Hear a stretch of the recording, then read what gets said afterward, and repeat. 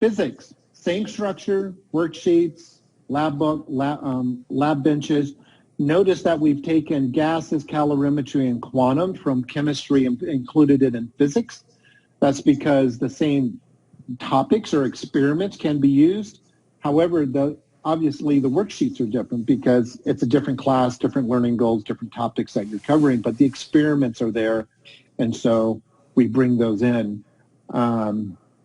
So we really created these four lab benches: mechanics, density, optics, and circuits. So in mechanics, this one really covers a big swath of what's covered in a algebra or calculus-based physics course. Is still a lab bench, but here's our stock room in this case, which is full of gravities, frictions, forces. So obviously this is virtualized, but the idea here, I mean, this is my take. I taught physics once, 1996 at a small college in Virginia.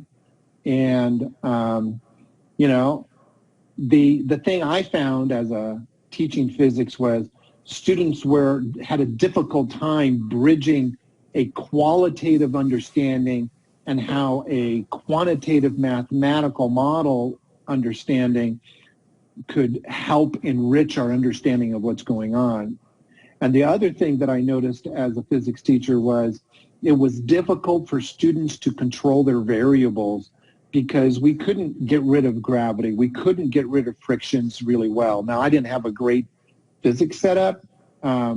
Some schools have really great frictionless tables and stuff like that. But the idea here was to qualitatively see results and then collect data and then analyze it and compare to models. So that's the idea here. So we can control gravities in different directions. This is just my nerdiness. In reading science fiction, I always learned about gravities. And so we have these different gravities, frictions, forces, ramps, and objects that we can play with. So here's an example of, I can bring a ball, I can take a plunger, I'm going to take my downward gravity, and I'm going to go add air friction, all right? And I'm going to go play with those. And so here's my experimental table. I can go Cartesian, polar coordinates. I have a parameters palette here where I can change what the material, what the ball is made of, what its diameter, what its mass, where the mass is, initial velocities, angles. I don't have a ramp on this experiment. I have friction, so I can change the air pressure. I can change the force being exerted by that plunger. I can change the size of my gravity, so I can pick another planet if I want to. And so here's just how an example of how I would do it, or how I have done it, is I'm trying to teach some students about, basic laws of motion. And then so I put a ball out here and I say, so what's the ball going to do? And 75% of the students say it's going to fall because it's on a vertical monitor and they can't get rid of gravity. So you click start and nothing happens. And so then they say, oh, I don't have any forces. So I reset, come bring in my gravity, and now I press start, and now the ball falls. And then here's this data. So I can start recording this data. I obviously started too late, but I can record it. And then I can click reset, and that data is now in this lab book. And now all of this data can be used to copy and analyze it, graph it, and look at what's happening.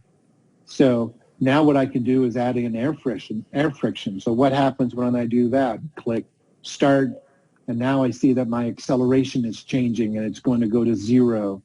Now they can go mess with the diameter or mess with the mass. And now you can do an experiment with a feather and a bowling ball and actually see that they would fall at the same time if you didn't have air friction. So we reset that.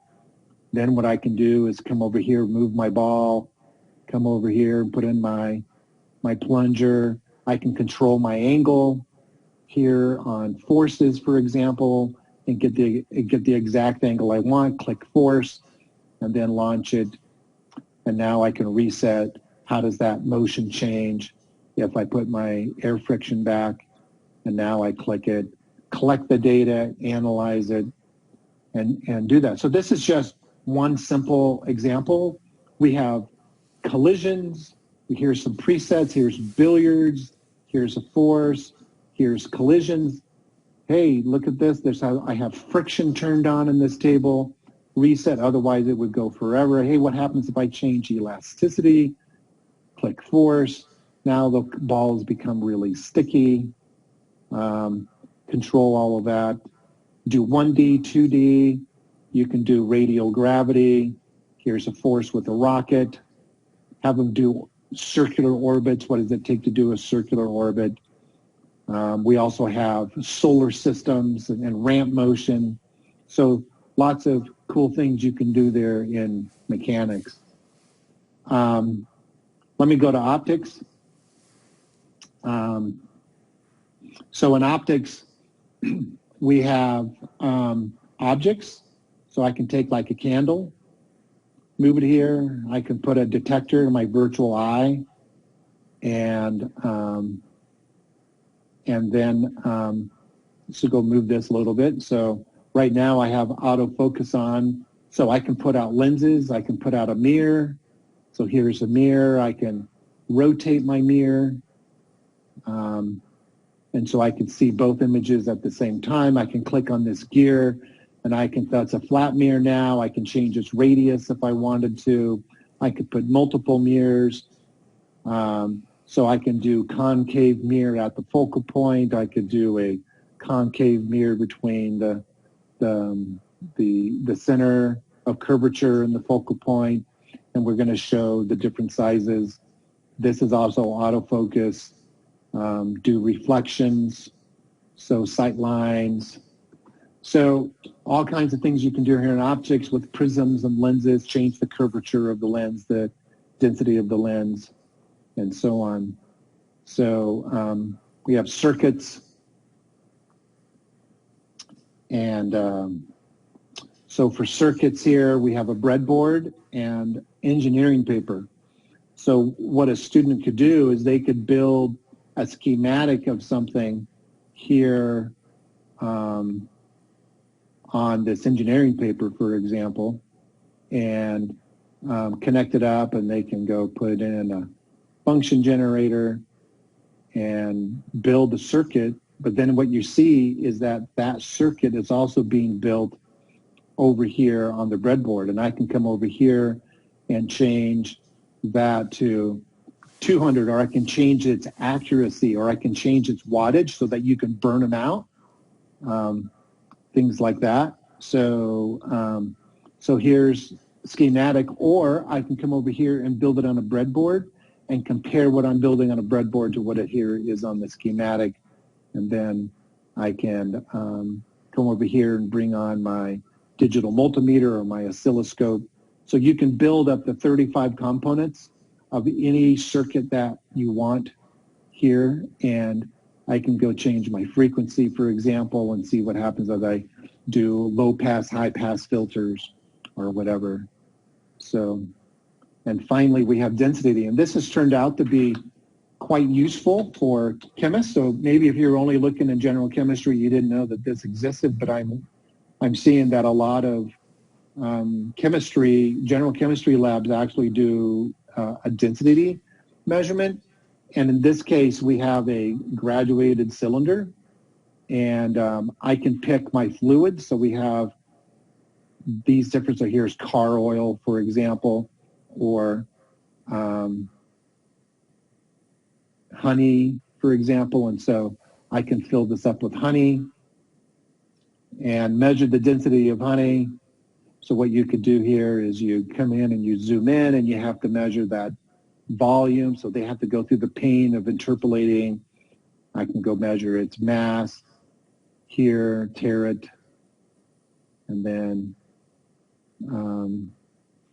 drop that and pour it in. So we have all of these different things. You can do, so let's go here and do like, we have mercury, milk, olive oil, for example. I could fill it halfway with olive oil, and then come over here and fill it halfway with milk so you can see what's miscible, what isn't miscible. And now you see how the level changed because the oil is lighter, and then you can take different objects like sodium, and then you could weigh the sodium if you wanted. Take this off, and I could go weigh the sodium, or you can drop the sodium, and then it blows up because it hit the milk. So we have density, lots of different solids and fluids to go measure the density on.